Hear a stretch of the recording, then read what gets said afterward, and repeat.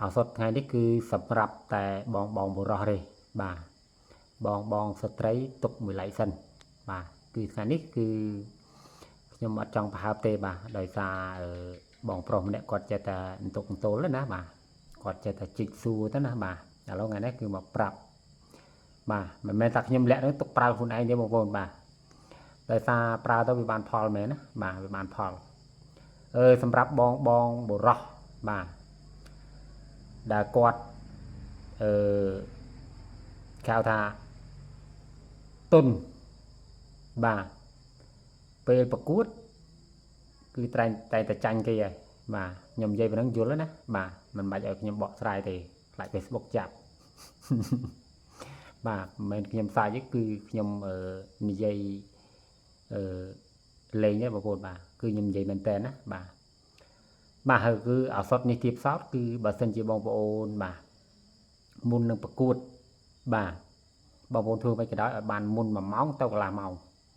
បាទទទួលទានណាបាទហើយចាំបងប្អូនទៅធ្វើការបានបាទធ្វើការបងប្អូនណាបាទទី1គឺបងប្អូនរកពងមាន់ស្រែបើសិនជាបានពងមាន់ស្រែកាន់តែប្រសើរគឺប្រកែខ្លាំងបាទតែបើសិនជាបងប្អូនរកពងមាន់ស្រែអត់បានបងប្អូនយកពងមាន់ក្រហមក៏បានដែរណាបាទពងមាន់គេលក់តាមផ្សារណាបាទអានឹងទី1បាទ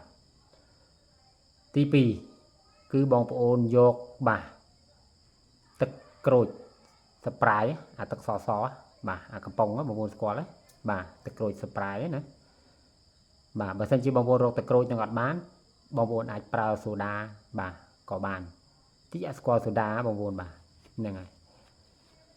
បាទហើយវិធីធ្វើណាបាទបងប្អូនប្រើម្ដងគឺ2គ្រាប់ពងមាន់ណាពងមាន់នឹងទីផ្សោតគឺបងប្អូនគោះ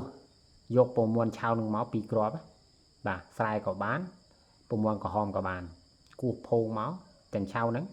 ដួសយកតែផ្នែកក្រហមទេណាបាទផ្នែកលំអិលសគឺអត់យកទេបាទដួសដាក់កែវ2គ្រាប់នឹងហើយទៅគឺបងប្អូនចាក់ទឹកក្រូចស្ប្រាយចូលភ្លឹបបាទចាក់ហើយបងប្អូនកូរវាឲ្យបែកទៅវាយវាឲ្យវារលាយសាច់តែមួយណាបាទរួចបងប្អូនទទួលទានចាស់បាទមុននឹងបងប្អូនទៅប្រកួតនឹងតែបានគេហៅថានឹងតែបានសាច់ការណាបាទអញ្ចឹងគឺបងប្អូនដែលគាត់ខ្សោយឬក៏បងប្អូនដែលថាគាត់